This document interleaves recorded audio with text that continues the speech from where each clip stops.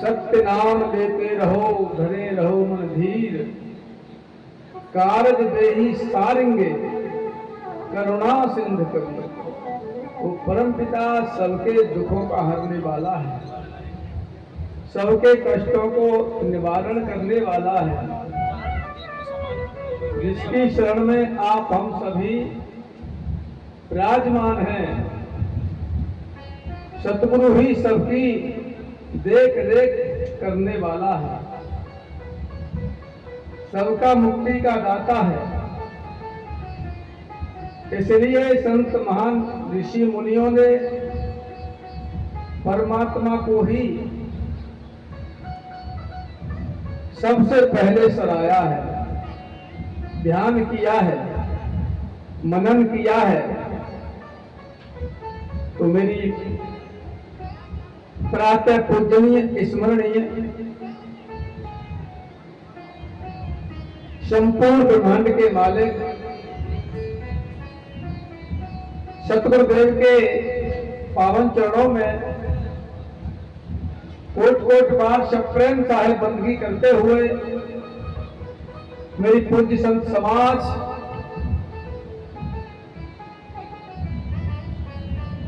सीता सावित्री अनुसुईया जैसी मेरी मातृशक्ति माता बहनें, राधा रुक्मिणी जैसी देव कन्याएं, कृष्ण कन्हैया स्वरूपाय बाल गोपाल, कम उम्र के सभी नौजवान भाई एवं साहब के सभी हंस आत्माओं, मेरी एक साथ सबको सतनाम साहिब बंदगी, सतनाम साहिब बंदगी, सतनाम साहिब बंदगी। साहिब बंदगी, साहिब बंदगी क्या है? सतनाम साहिब बंदगी, बंदगी ही हमें साहब से मिलाती है। कौन मिलाता है? बंदगी। हमें साहब से, परमात्मा से, गुरु से बंदगी ही मिलाती है। इसलिए सतनाम साहब बंदगी बोला जाता है और मिलाती है। साहब कहते हैं बंदे तू कर बंदगी जो चाहे दीदार, आपा मैं तो गुरु को भजो तब पावे। बंदगी करो साहब की, गुरु की। ये आप दंडवत प्रणाम करते हो, चरणों में सिर रख के, इसे क्या बोलते हैं? इसे क्या कहते हैं आप लोग? कुछ तो कहते होंगे ना, क्या कहते हैं?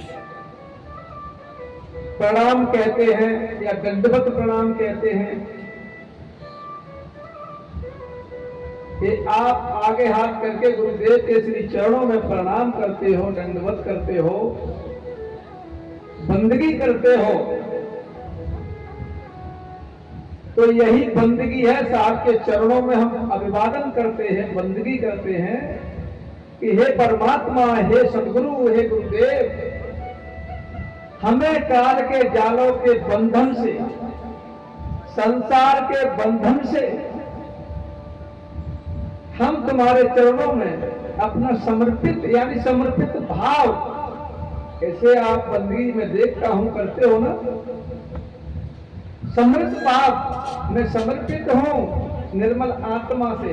हे बंदी छोड़, तुम्हारे चरणों में बंदगी कर रहा हूं, मैं तुम्हारे चरणों में बंदगी कर रहा हूं।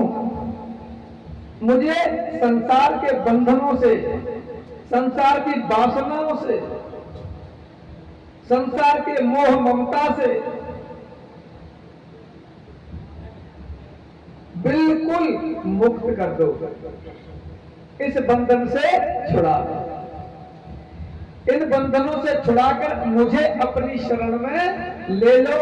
इसलिए हम क्या करते हैं? बंदगी यानी प्राणायाम या गुरु के चरणों में अपना सर्व समर्पित करते हैं। तो हम शरीर से अमृत पर करने की जरूरत नहीं है कि हम शरीर से लेट गए या शरीर से गुरु जी के चरणों में हम रात दिन लेटे रहे। गुरु जी ये नहीं कहते कि बेटा तुम लेट करके बंदगी करते रहो। गुरु जी कहते तुम बंदगी कर रहे हो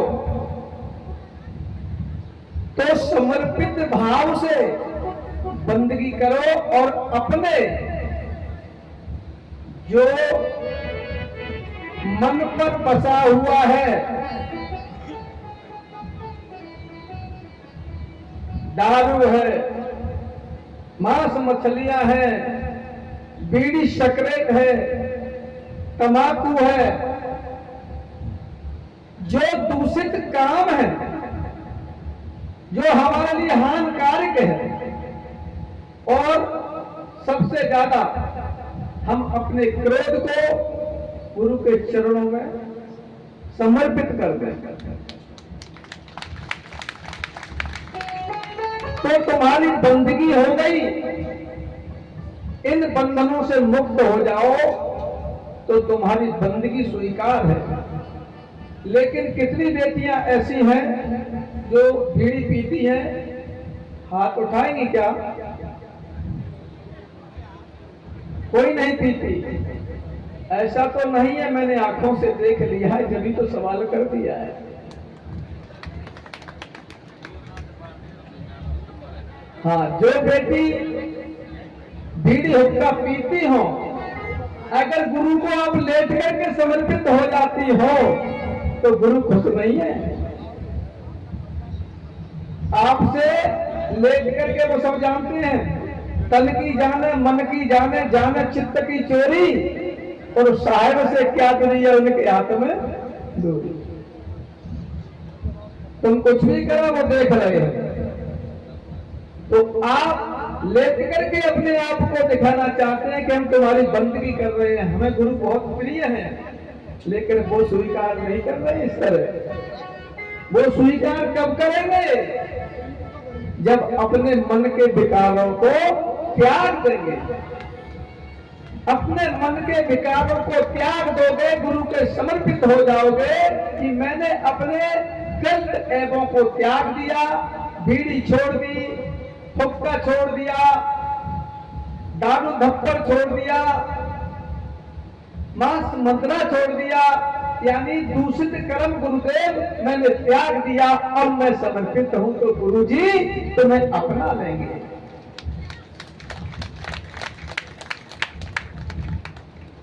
यही बंदगी का भाव होता है कि बंदगी करना है। इस तरीके से बंदगी करने वाला हंस गुरु को प्यारा होता है। और तुम रोज बंदगी करते रहो, रोज लेटते रहो, गुरु जानते हैं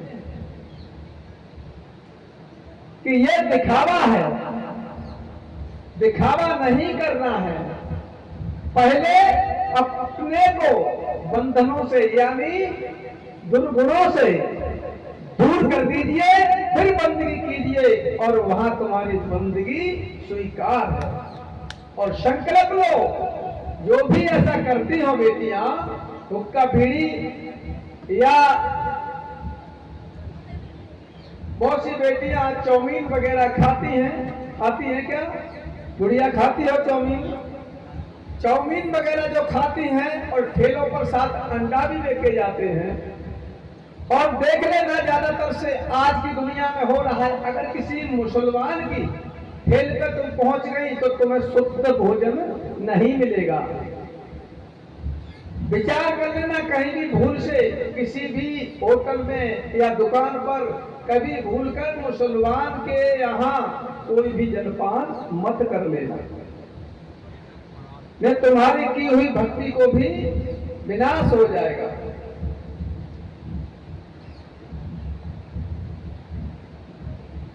भूल से कोई ऐसा गुनाह हुआ है तो परमात्मा के श्री चरणों में आप अपनी क्षमा याचना मांग लें कि प्रभु भूल से हमसे ये दूषित काम हो गया है, हम क्षमा चाहते हैं। तो वो दयालु दया का सागर है। गुरुदेव तो दया का सागर होता है। सागर, सागर नहीं महासागर। महासागर होता है, जीवों पर तुरंत ही दया करता है, उधार नहीं, तुरंत। अगर हमने अपने निर्मल मन को करके गुरु श्री के चरणों में समर्पित कर दिया, अपने विकारों को त्याग दिया, तो गुरु अपने हृदय में बसा लेते हैं। मेरे सदगुरुदेव की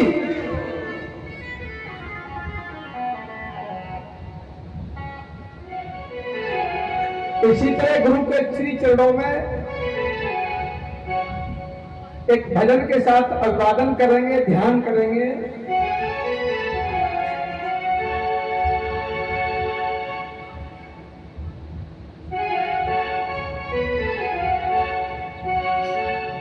जब हम जवां होंगे, जाने कहाँ होंगे, लेकिन जहाँ होंगे वहाँ गुरु याद करेंगे, गुरु याद करेंगे।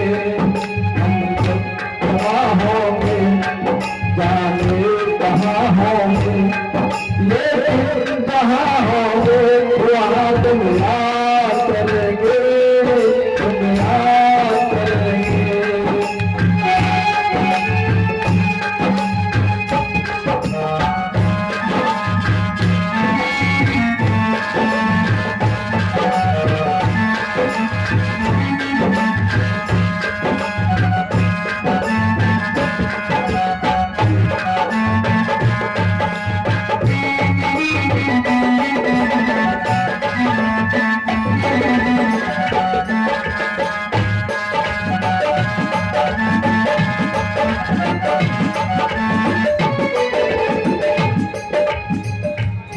कलम को चलाया गुरुदेव के चरणों में, लिखा। ये तो फिल्म वालों की बात थी कि हम जब जवां होंगे। हमारी कलम कुछ और लिखती है। सतपुरुष जहाँ होंगे, सतपुरुष जहाँ होंगे, धर्मदास यहाँ होंगे, जहाँ होंगे वहाँ सतराम कहेंगे, सतराम कहेंगे। जब हम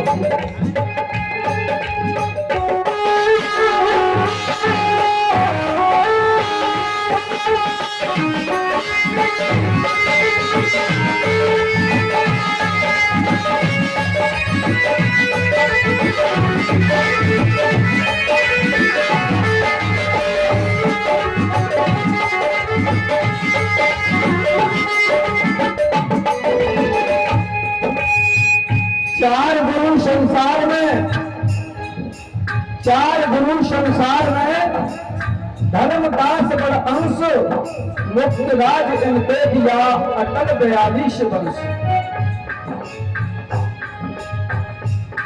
सतपुरुष जहाँ होंगे, धर्मदास वहाँ होंगे, जहाँ होंगे वहाँ सतनाम कहेंगे, सतनाम कहेंगे।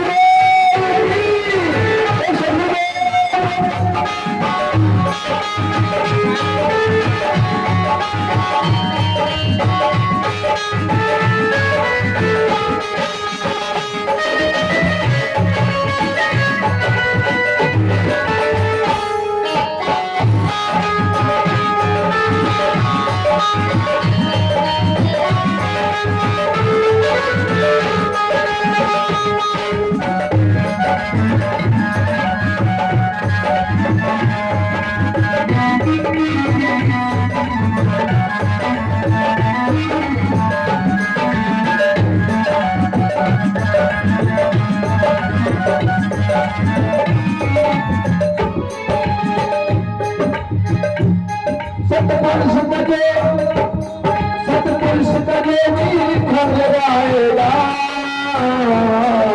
सत्य स्वरूपी गुरु के दर्शन पाएगा।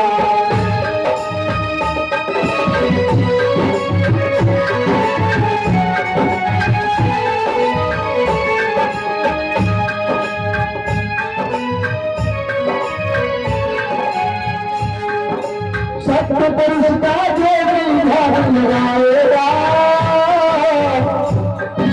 सत्य स्वरूप दिल के दर्शन पाएगा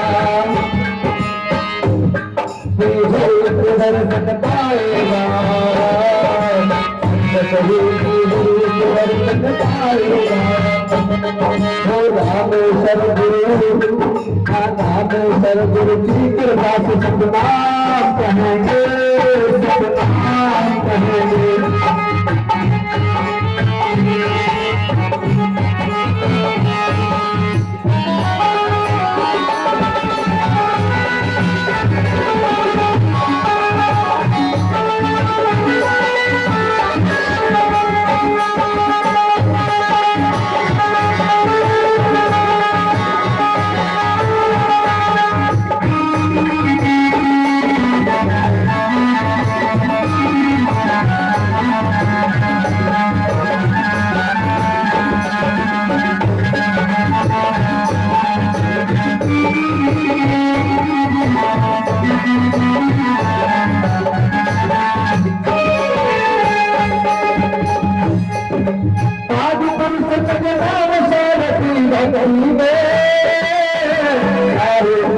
जाएंगे बिल्कुल सस्ती में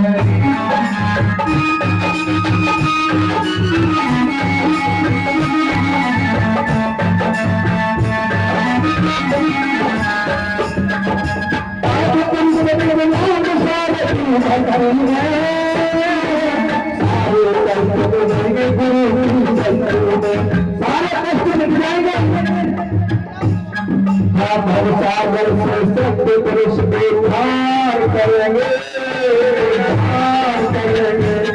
सत्य पुरुष जहाँ होंगे कहाँ से यहाँ होंगे वहाँ पर करेंगे सतनाम कहेंगे सतनाम कहेंगे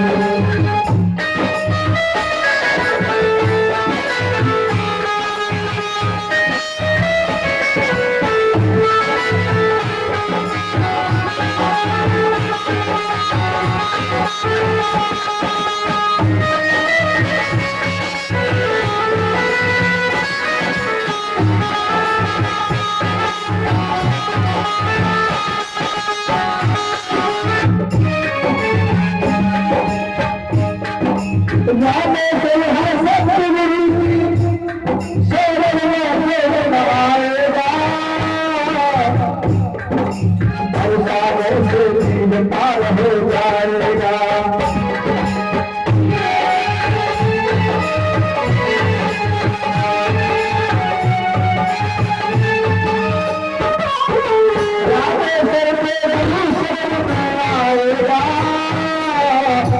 सागर से दीन पार हो जाएगा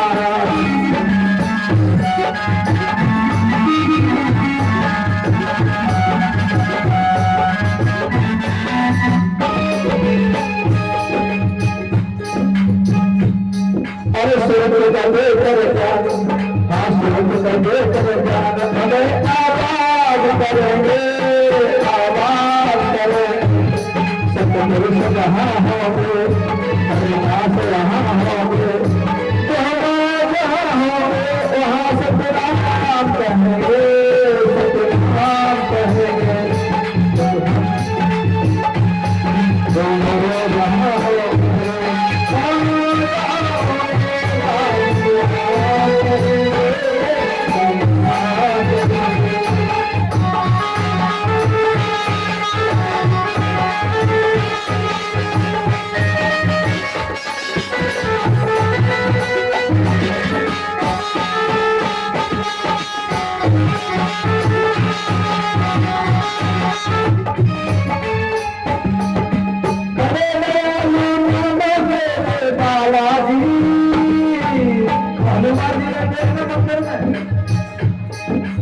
बड़े दयालु बालाजी सबको देते सत्य नाम की माला जी सबको देते सत्य नाम की माला जी सबको देते सत्य नाम की माला जी करेंगे यहाँ होंगे प्रकाश वहाँ होंगे जहाँ होंगे जहाँ सतराम कहेंगे सतराम कहेंगे सतगुरु जहाँ होंगे प्रकाश वहाँ होंगे जहाँ होंगे वहाँ सतराम कहेंगे सतराम कहेंगे सतराम कहेंगे सतराम कहेंगे सतराम कहेंगे सतराम कहेंगे। देखिए संपूर्ण भगवान के नानक सतगुरुदेव की जय हो, चंदी चौर की जय हो।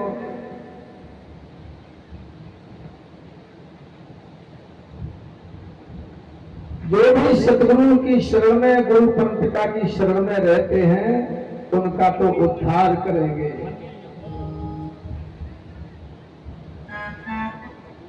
नीम सागर क्षेत्र में बैठे हुए लोग अर्पण के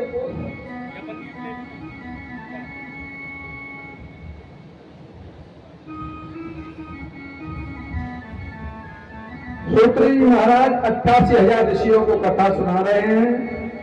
इधर सुखदेव जी राजा परीक्षित से कहते हैं, राजन परीक्षित जी हमें ये बताओ कल हमने कथा कहाँ छोड़ी थी? बेटा पता नहीं कैसा गुजरा है तुम्हारा ये, लास्ट में आकर के गड़बड़ होती जा रही।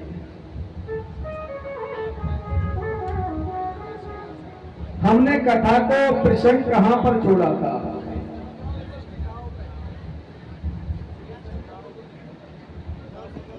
बताएं बेटियां।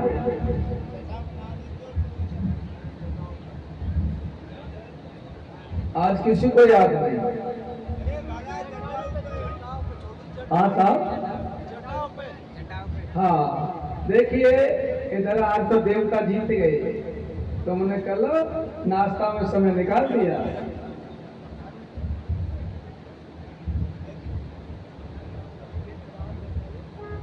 जटायु का उद्धार करके भगवान राम लक्ष्मण आगे बढ़े हैं। जटायु संपाति का भाई था, उसने सारा हाल चाल बता दिया और अपने प्राणों को त्याग दिया था। वो परमात्मा का हाथ लगने से शतलोक चले गए। उन्होंने अपना देह त्याग किया था। अब श्री सुखदेव जी महाराज कहते हैं, हे राजन परीक्षित, धीरे धीरे समय व्यतीत हुआ है। भगवान राम लक्ष्मण आगे बढ़ते हुए चले जा रहे हैं। इधर सुग्रीव और बाली नाम के दो महाबलवान योद्धा उसी जगह रहते थे जहां भगवान जा रहे हैं सीता मां को पंपापुर की ओर ढूंढते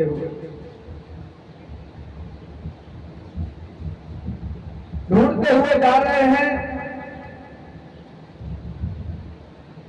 तो कई जगह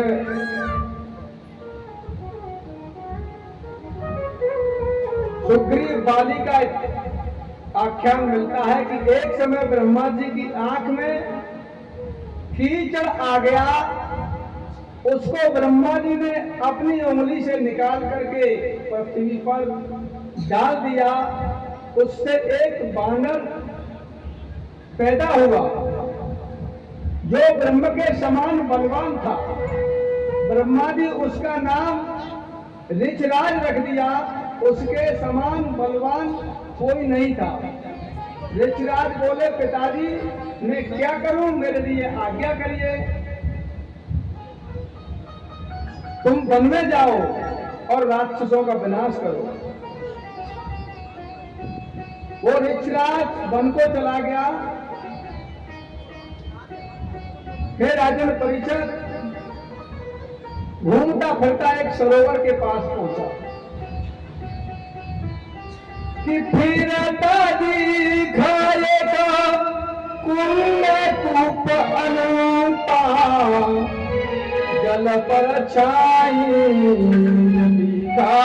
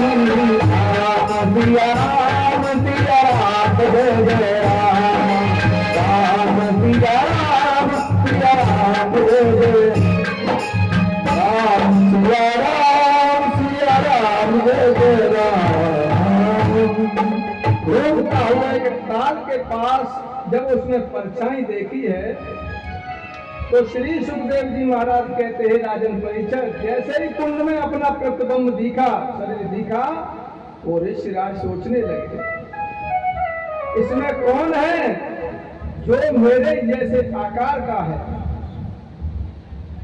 मेरे जैसे आकार का है, जल में अपनी परछाई को देख करके उस तालाब में कूद जाते हैं, तालाब में कूद जाते हैं। उस कुंड में कूदते ही एक सुंदर नारी बन गए, सुंदर नारी बन गए। हे राजन परीक्षक, उस सुंदर नारी उस सरोवर के किनारे घूम रही थी, सरोवर के किनारे घूम रही थी और इधर इंद्र का आगमन होता है कि अवधन खड़ी ताल की पार रही मन में घबराई है, अवधन खड़ी ताल की पार रही मन में घबराई है, अवधन खड़ी ताल की पार रही मन में घबराई है। ये दूसराज थे ब्रह्मा जी आग के कीचड़ से पैदा हुए, वो बालक सरोवर के आसपास घूम रहे थे तो उन्हें परछाई दिखाई दी, वो ऋषिराज उस तालाब में कूद गए परछाई को मारने के लिए, लेकिन एक नारी बन गए, स्त्री बन गए। इधर ताल पर रो रही है वो स्त्री, अवधन खड़ी ताल की ताल रही मन में घबराई है, अवधन की ताल की ताल रही मन में घबराई है।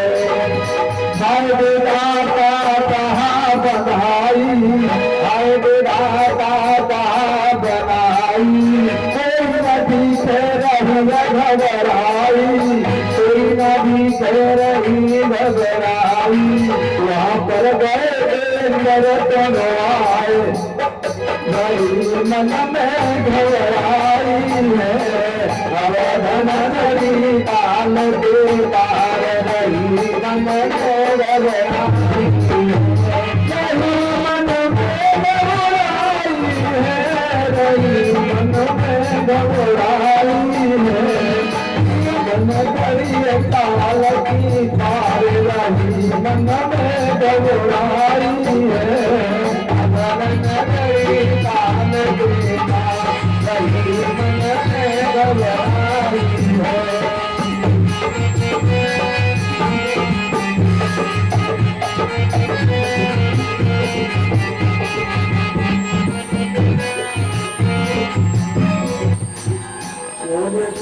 दरबार की, बोलिए गुरु महाराज की। इसमें कोई रीड शॉर्ट हो रही है बेटा, रीड मंगा लो या तो चेंज कर लो, 2 दिन की बात है कन्हैया। हाँ ये मार्ग ढोलक वोलक वाले सब बंद हो जाते, रीड कोई शॉर्ट है क्या, फिर मिक्सर शॉर्ट हो रहा है।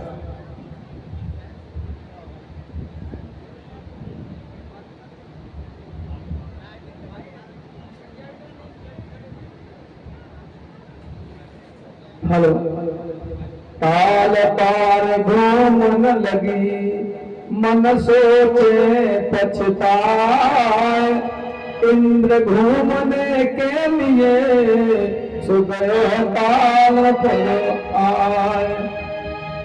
इधर में इंद्र घूमता हुआ उसी तालाब के पास आता है जहाँ सुंदर स्त्री खड़ी थी। सुंदर स्त्री को देख करके इंद्र मोहित हो जाते हैं। और इधर ब्रह्मपुत्र ऋक्षराज भी सुंदर नारी बन गया था, वो भी इंद्र को देख करके खुश हो जाते हैं। हे राजन परीक्षित, इंद्र को जैसे ही उस नारी के ऊपर दृष्टि गई है तो वो आशाखिलित हो गए, यानी उनका रज जो है शरीर से छूट जाता है। उस स्त्री के श्री सुखदेव जी महाराज कहते हैं, हे राजन परीक्षित, बालों पर गिरा है, इससे इंद्र के अंतरूप महावीर बलवान बाली का जन्म हुआ। बाली का जन्म हुआ। श्री सुखदेव जी महाराज कहते हैं, राजन परीक्षित, एक दिन जंगल में अकेली घूम रही थी, वही कन्या तो सूर्यदेव की दृष्टि खराब हुई है और सूर्यदेव भी आशाखिलित हो गए उस सुंदर नारी को देखकर। उसका और रज उसकी गर्दन पर पड़ा है तो उससे सुग्रीव नाम का पुत्र पैदा हुआ। इस प्रकार से बाली और सुग्रीव की उत्पत्ति बताई है। काल सुभाव रघुबीरा, नार पलट भय जोई शरीरा, ऋक्षराजपत मन भयहूँ, हमें संगय विनित तन गयहूँ। सुग्रीव ने राम को बताया, प्रभु हमको लेकर ऋक्षराज हमारे पिता माता दोनों आपके पास में आए। प्रथम मैंने तो 1 महीने बाद ब्रह्मा, 1 महीने बाद विष्णु, इस तरीके से महाराज हम देवताओं के दर्शन करते रहे। बाली बहुत बलवान था। श्री सुखदेव जी महाराज कहते हैं, राजन परीक्षित,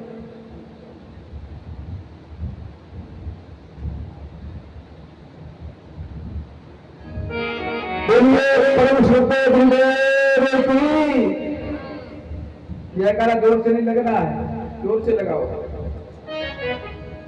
श्री सतगुरुदेव की।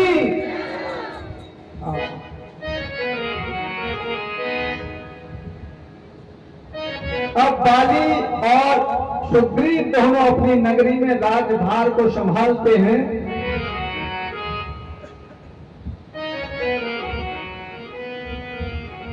श्री सुखदेव जी महाराज कहते हैं, राजन परीक्षित, इधर भगवान राम अपनी धर्मपत्नी सीता की खोज करते हुए, भ्रमण करते हुए चले जा रहे हैं और आगे चल के उन्हें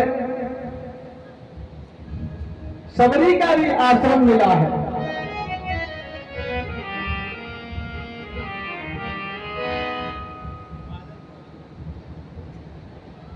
जो भगवान की प्रतीक्षा कर रही थी कई जन्मों से और आगे बढ़े चले जा रहे हैं सबरी के आश्रम पर। Hello hello hello hello, Rama Rama रखते रखते बीती रे ओ मैरिया, रामा रामा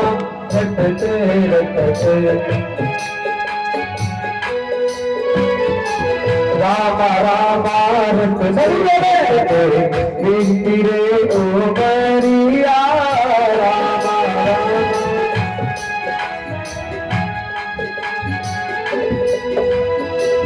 कब आओगे रघुबर रे कब आओगे रघुबर रे दिल्ली की नगरिया रामा रामा रट रे ओ बरिया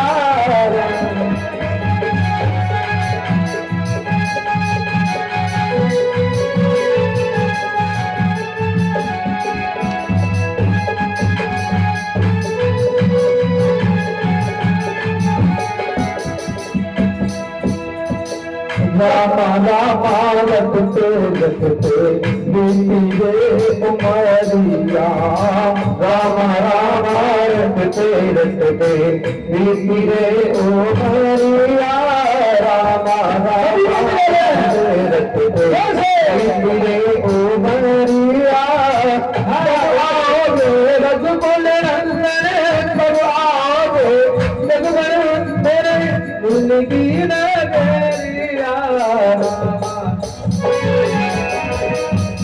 बोलिए सतगुरुदेव भगवान की।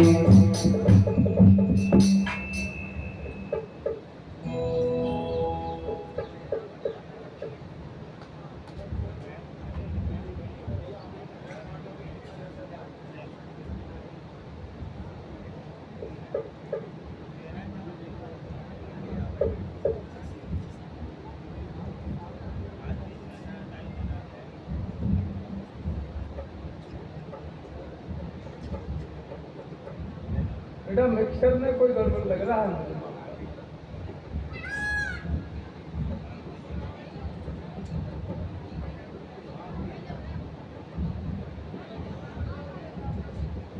ये बंद कर दे ना।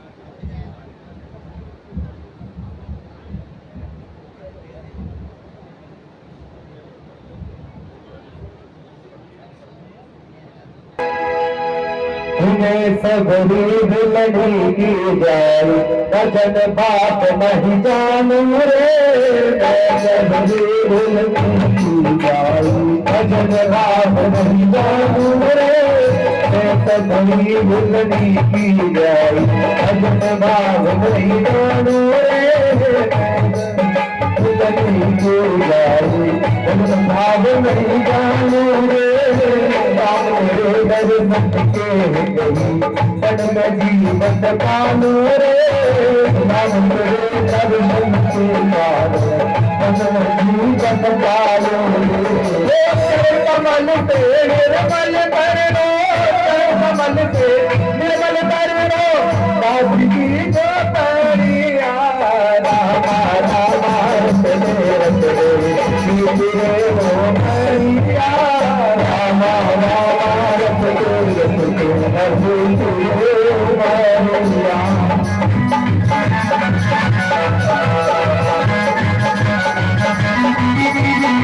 कब आओगे रघुकुल नंदन कब आओगे रघुकुल नंदन आदि की नगरिया रामा रामा रतने रतने मीठे हो परिया रामा रामा रतने रतने मीठे करिया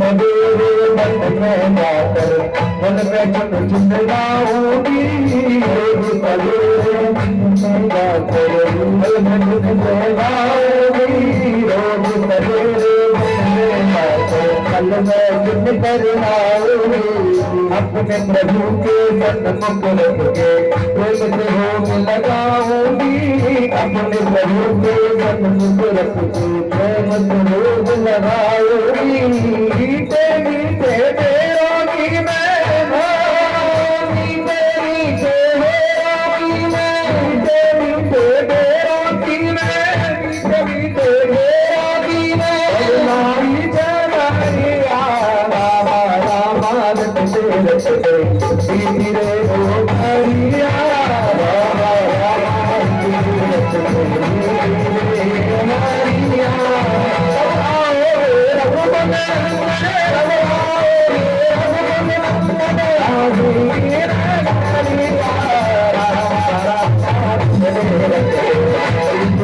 हो परिया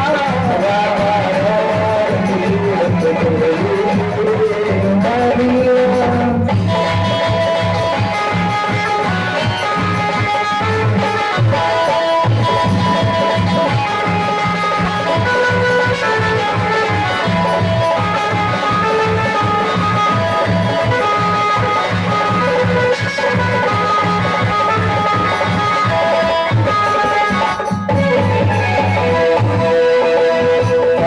सलोनी मोहन मोहन मैं बीच बताऊंगी राम सलोनी मोहन मोहन मैं बीच बताऊंगी राम सलोनी मोहन मोहन मैं बीच बताऊंगी राम सलोनी मोहन मैं बीच बताऊंगी मैं सामने बिठ कर बैठो तेरा हाथ लगाऊंगी तेरा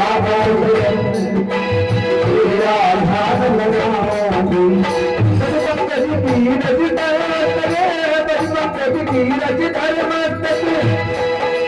जीवन सफल बनाऊंगी अब क्या प्रभु जी भूल गए हो अब क्या प्रभु जी भूल गए हो दास की डरिया रामा रामा रतने रतने मीठे हो परिया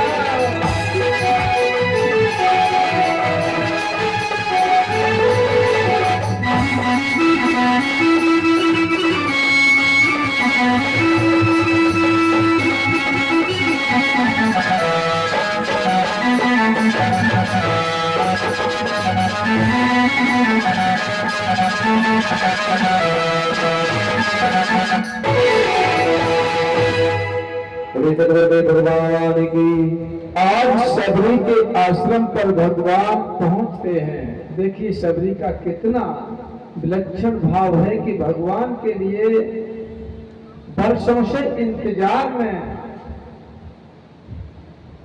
बैठी हुई तपस्या कर रही थी, मेरे राम कब आएंगे, कब आएंगे मेरे राम। प्रतिदिन फरियाद करती है, याद करती है, कब आएंगे, कब आएंगे मेरे राम। आज राम के आश्रम पर शबरी पहुंची। जैसे ही राम शबरी के आश्रम पर और शबरी राम के आश्रम पर, कहने का तात्पर्य शबरी के आश्रम पर राम पहुंचे, हृदय रूपी आश्रम यानी हृदय कमल में परमात्मा पहुंचते हैं और शबरी भी परमात्मा के हृदय कमल में वास करती है, तो एक दूसरे में लीन हो गए। क्योंकि यही गुरु शिष्य का रिश्ता होता है, यही गुरु शिष्य का रिश्ता होता है कि सेवक गुरु को पुकारे और गुरु सेवक को न पुकारे, ऐसा तो हो ही नहीं सकता है।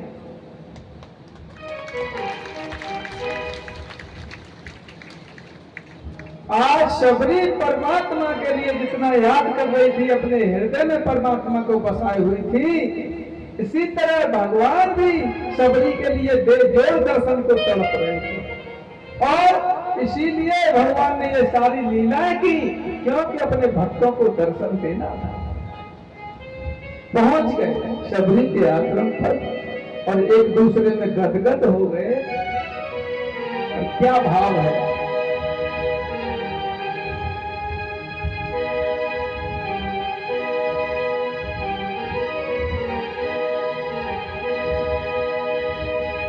मेरी झोंपड़ी के बाद आज तो ले जाएंगे राम आएंगे।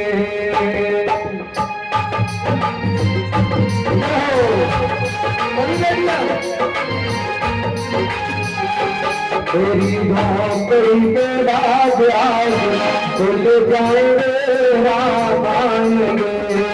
झोंपड़ी के बाद आज तो जाएंगे साहब आएंगे। झोंपड़ी के आज भाग खुल जाएंगे गुरु आएंगे।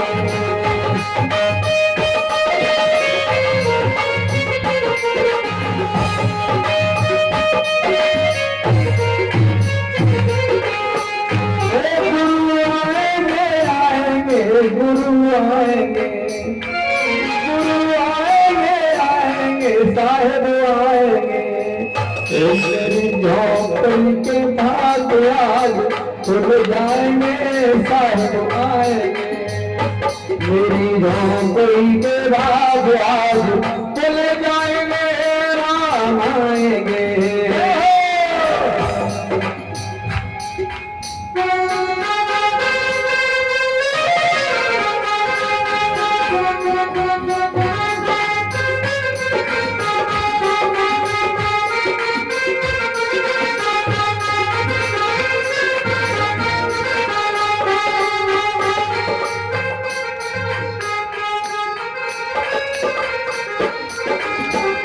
राम आएंगे तो अंगना सजाऊंगी, राम आएंगे तो अंगना सजाऊंगी।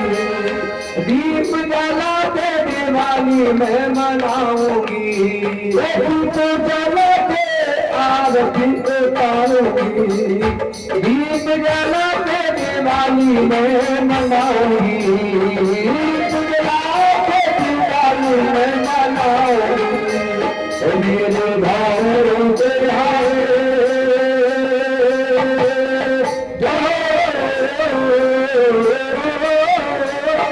मेरे भावों के पास आज खुल जाएंगे राम आएंगे।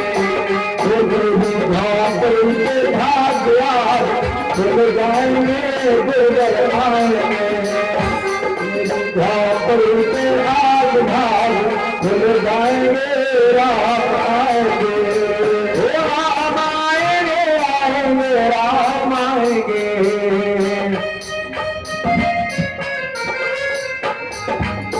राम आएंगे, आएंगे राम आएंगे। राम आएंगे, आएंगे गुरु आएंगे। मेरी झोंपड़ी के भाग आज खुल जाएंगे राम आएंगे।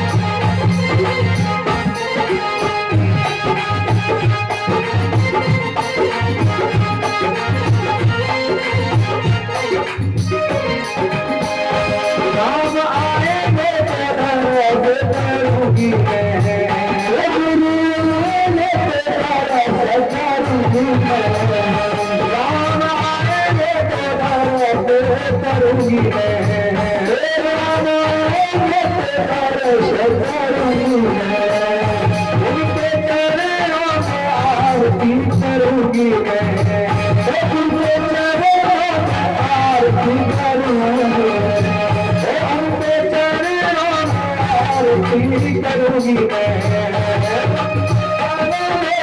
आरती करूंगी मैं,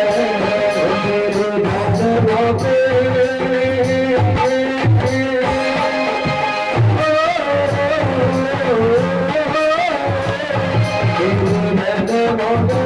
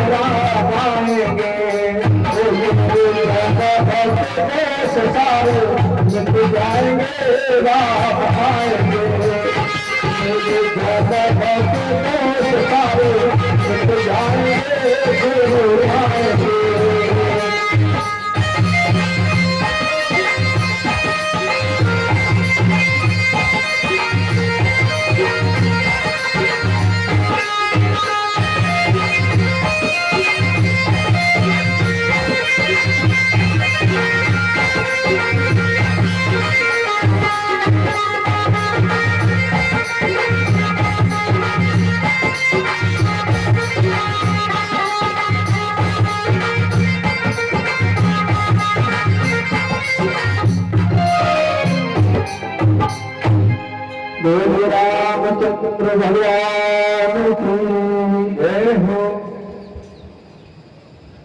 घर पे खाना खा के आती है बेटियों कि नहीं? हाँ,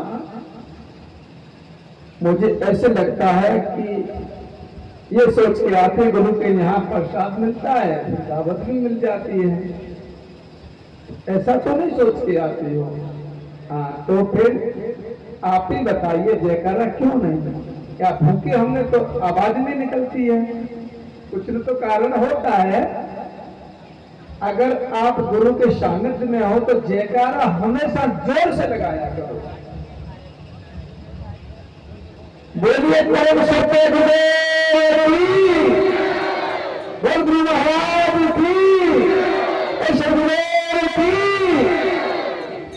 देखो अब मालूम हुआ ना कि बाकी नहीं गुरुदेव की शरणागत में हंस आत्मा अपने पिता परमात्मा को पुकार रही है। ये हाथ ऊंचे करके किसे पुकार रही है?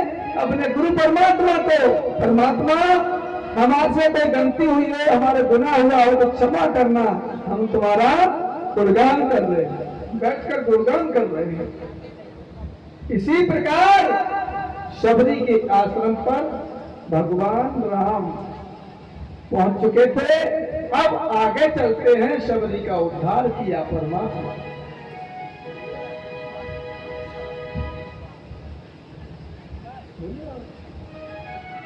आगे बढ़ के जाते हैं। आने चले बहुरा घुराया, विष्णु के द्वारा गाते हमें आराया। सिया राम जय राम, राम सिया राम जय राम।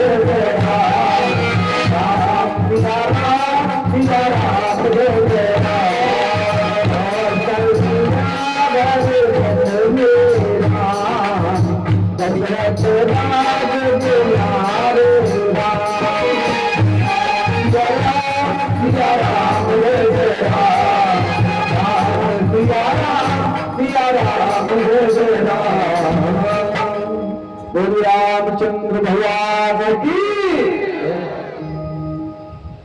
श्री रघुनाथ जी फिर आगे चले और इस मुख पर्वत के निकट आ गए। वहां इस मुख पर्वत पर मंत्रियों के सहित सुग्रीव रहते थे। सुग्रीव रहते, अतुलनीय बल था उनके अंदर, लेकिन जैसे ही भगवान सुग्रीव की सीमा में प्रवेश किया है राम लक्ष्मण ने, तो श्रोताओं कि अति सुनो हनुमाना, पुरुष गिला दल राम जय राम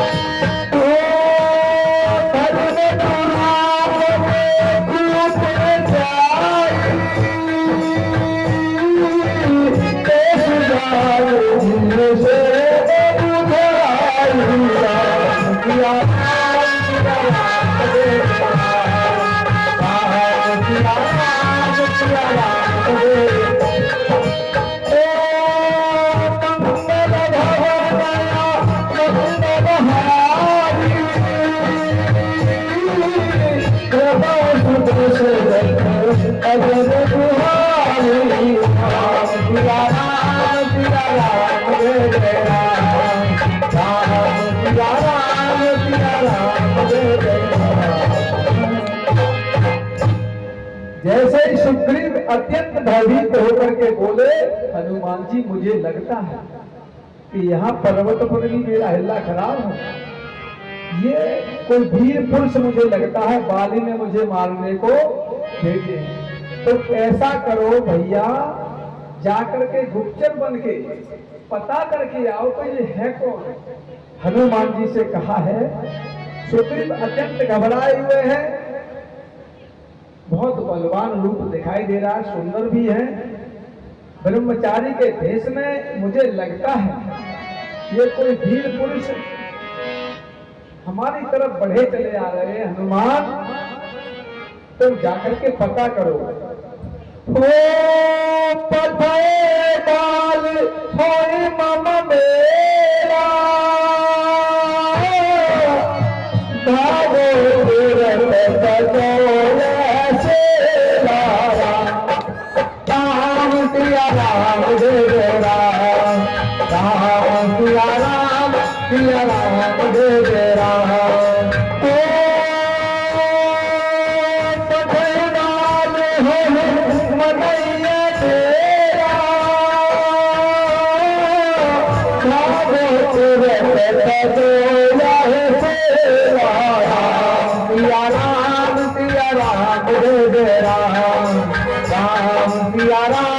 सिया राम जय जय राम।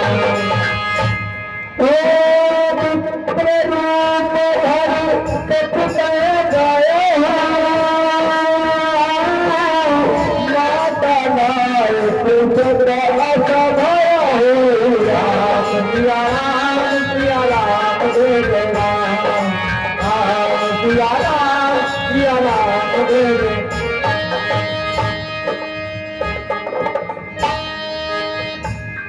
गुरु महाराज बेटा ये बंद क्यों हो जाता है? भैया गुरु जी के चरण छू करके दो अगरबत्ती लगा दें।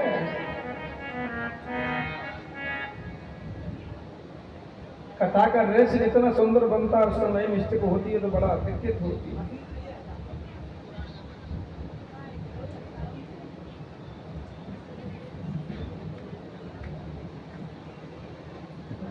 श्री सुखदेव जी महाराज कहते हैं, राजन परीक्षक, जब भगवान राम लक्ष्मण को देखा है, सुग्रीव घबराने लगे, कहीं मेरे भाई बाली ने तुम्हें भेजा। हनुमान तुम जाओ पता करके आओ, गोपनीय रूप से जाकर के सारी जानकारी लेकर आओ। अगर बाली ने भेजा है तो हम ऋषमुख पर्वत को भी छोड़ के भाग जाएंगे, क्योंकि इतना डर गया था बाली से। सुग्रीव बहुत घबराया हुआ था। आज करते क्या है हनुमान,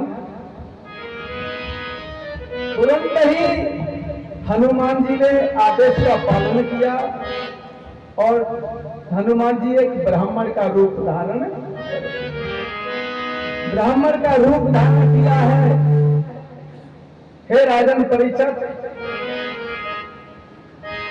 कि को श्यामल गौर शरीरा, शत्रु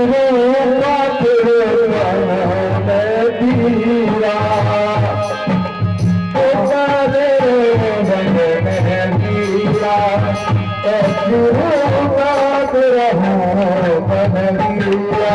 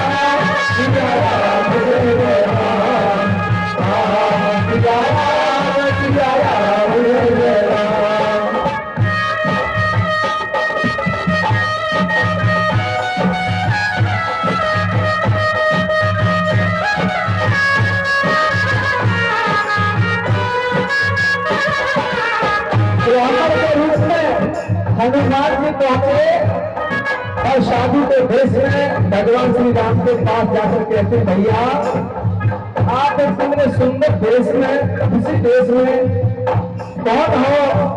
आप इस कोमल चरणों से, कोमल चरणों से इस जंगल में भ्रमण कर रहे हो, आखिर तुम हो कौन?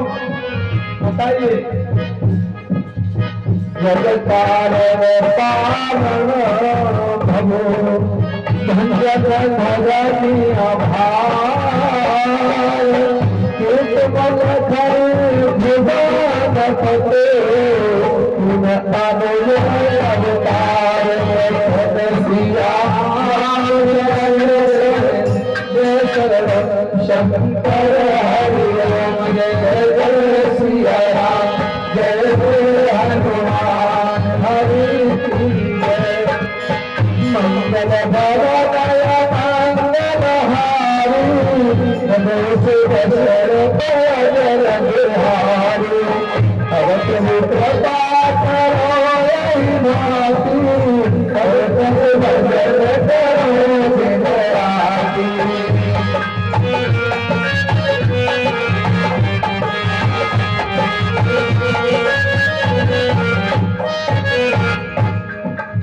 रामचंद्र भगवान की।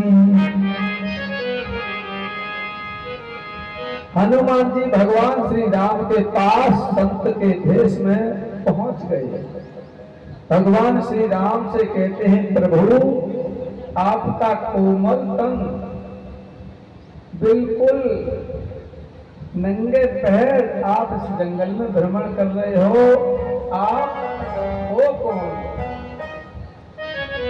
पूछ रहे हैं। आप जगत के मूल कारण को, संपूर्ण ब्रह्मांड के मालिक भगवान श्री राम से पूछ रहे हैं, हनुमान जी आप कौन हो?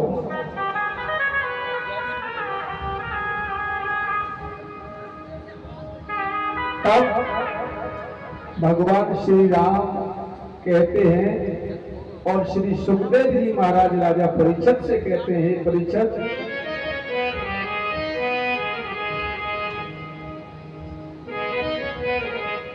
जिन्हें लोग साधारण इंसान समझ रहे हैं, वो भवसागर से पार उतारने वाले, पृथ्वी का भार नष्ट करने वाले मनुष्य रूप में अवतार भगवान श्री राम हैं। कि परिचय देने लगे भगवान श्री राम, ये हनुमान कि हम तुझ वचन माने राम सिया राम सिया राम सिया राम सिया राम सिया राम सिया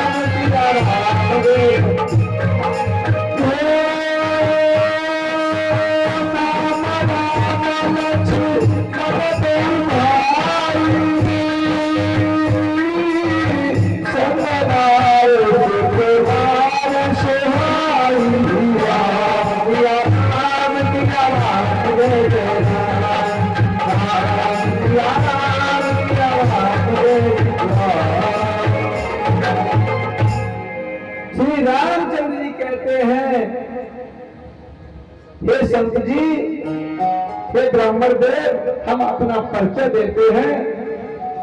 हम इस वन में भ्रमण करते हुए अयोध्या नगरी से आए हैं। हमारे पिता का नाम महाराजा दशरथ है। महाराजा दशरथ के पुत्र हैं। पिता की आज्ञा मानकर उनकी आज्ञा का पालन करने के लिए हम राम लक्ष्मण दोनों भाई और हमारे साथ में सुंदर सुकुमारी स्त्री और थी।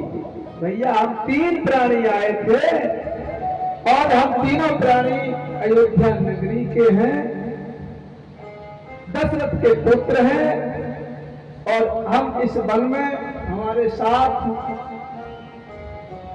धोखा हुआ है। ब्राह्मण रूप में हनुमान बोले, हमें पूरी बात समझाइए। वन में राक्षस ने मेरी पत्नी को, जानकी को हर लिया है। वे ब्राह्मण हम उसे खोजते फिर रहे हैं, हमें उनका कहीं पता नहीं लग रहा है। आप ब्राह्मण हो, मुझे आपको बताने में कोई संकोच नहीं।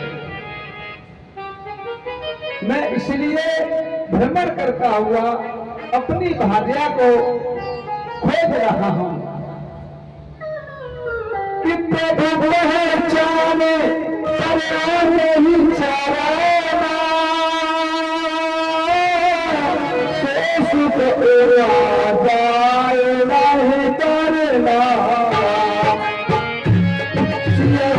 नहीं करना।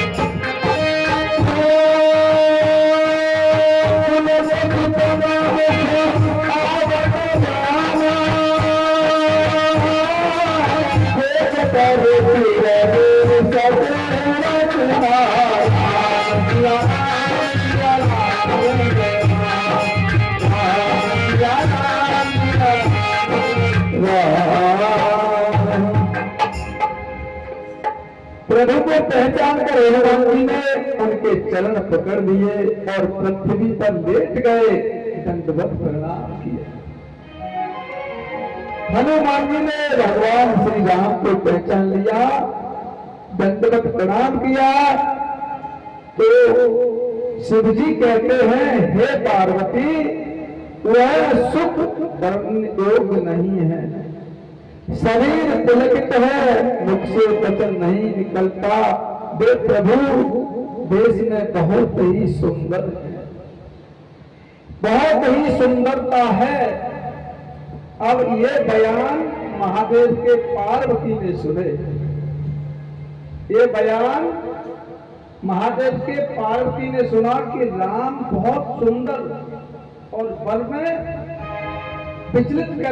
विचरण करते हुए आए हैं और अपनी सीता को खोज रहे हैं। पार्वती को शंका हो गई कि जिन्हें पूर्ण ब्रह्म परमात्मा कहते हैं और वो एक नारी को खोजने के लिए जंगल में भटक रहे हैं, तो मुझे तो नहीं लगता कि वे पूर्ण ब्रह्म परमात्मा है। आज भोलेनाथ मुझे दर्शन के लिए आज्ञा दे दो, मैं दर्शन करने जा रही हूँ। भोलेनाथ बोले, रहने दो, तुम क्यों जा रही हो खामखा? कि नहीं, मुझे आदेश करो, मैं दर्शन के लिए जा रही हूँ। नहीं मानती हैं पार्वती, भगवान श्री राम के दर्शन को चल पड़ी। भगवान जिस रास्ते पर हैं उसी रास्ते पर जाकर खड़ी हो गई, सीता का भेष धारण करके। सीता जी का भेष बना के पार्वती खड़ी हो गई और भगवान ने देखा तो उस रास्ते को छोड़ के दूसरे रास्ते को चलने लगे। अब पार्वती उस रास्ते पर भी पहुंच गई और भगवान ने वो रास्ता छोड़ दिया, दूसरा रास्ता पकड़ दिया, उस रास्ते पर पहुंच गई। भगवान जिधर को चलते हैं उधर कोई सीता भेष धारण करके पार्वती आगे आ जाती है। अब तो भगवान श्री राम बड़े व्याकुल हुए। जगत करता है, हे जननी, हे माँ, तुम मेरी क्या परीक्षा ले रही है? वो तो जानते थे घट घट। मेरी क्या परीक्षा ले रही है?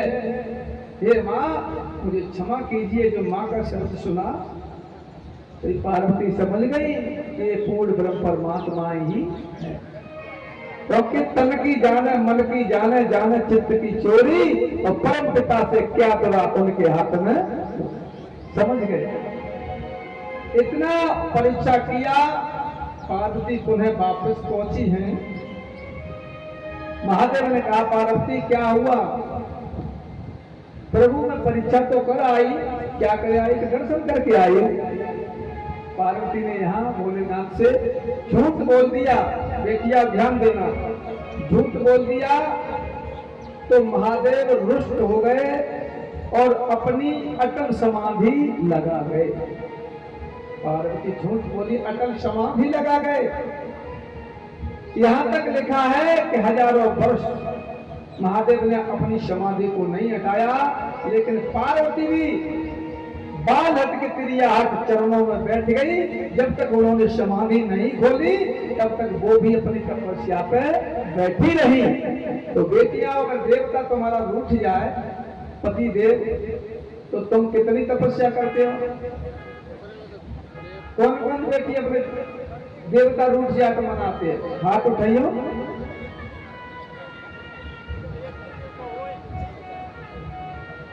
बोलिए सतगुरुदेव की। देख लो देवता,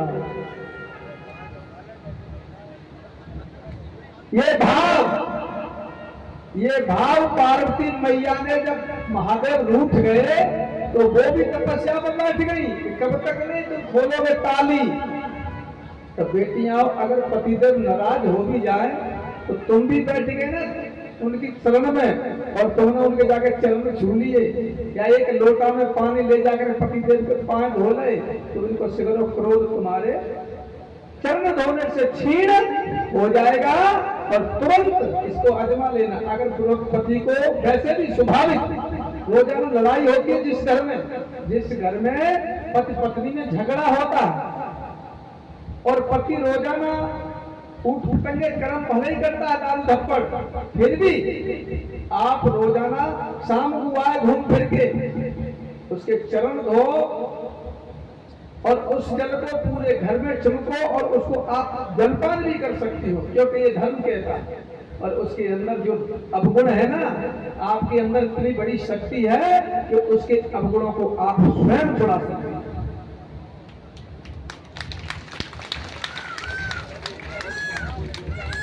इतना बड़ा आशीर्वाद पार्वती ने दिया कि जो नारी अपने पति की नाराजगी में तपस्या करेगी और पति की चरण धोकर के जलपान करेगी, उसके पति का क्रोध शांत हो जाएगा। श्री सुखदेव जी महाराज कहते हैं, राजन परीक्षित, इस प्रकार से भगवान भोलेनाथ समाधि लगाए हुए हैं, लेकिन पार्वती ने भी जिद कर लिया, कब तक नहीं खोलेंगे, बैठी हैं।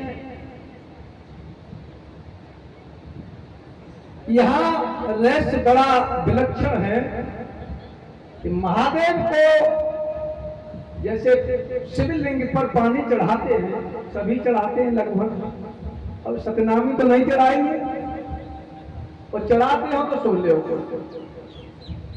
कामर नहीं चढ़ाते, ये रक्षाबंधन आ रहा है चढ़ाते हैं। लेकिन ये महादेव की शिवलिंग पर गंगा जल क्यों चढ़ाते हैं? चढ़ाना चाहिए या नहीं?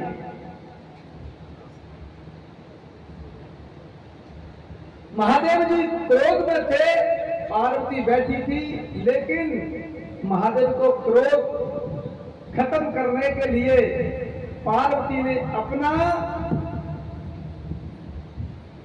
इच्छा रूप जागृत किया, यानी रति रूप धारण किया। महादेव की इंद्रियों में प्रवेश कर गई।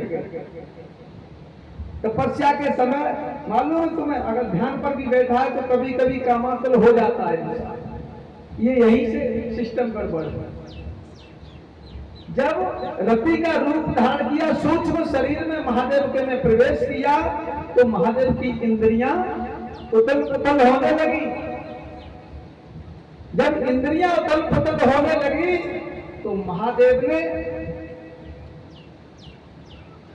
समाधि दिगी, तो पार्वती ने महादेव के शरीर को स्पर्श किया। शरीर को स्पर्श किया तो महादेव को क्रोध आया, क्योंकि एक तो उनकी तपस्या भंग कर दी, दूसरा बिना आदेश के पार्वती ने उनके साथ इंद्रिय भोग इच्छा की, तो उन्होंने पार्वती को ऊपर को ही टांग लिया, ऊपर अपने शरीर पर टांग लिया। अब घबराने लगी, तब विष्णु भगवान क्षीर सागर में ध्यान करने लगे कि पार्वती इस तरह कब तक टंगी रहेगी।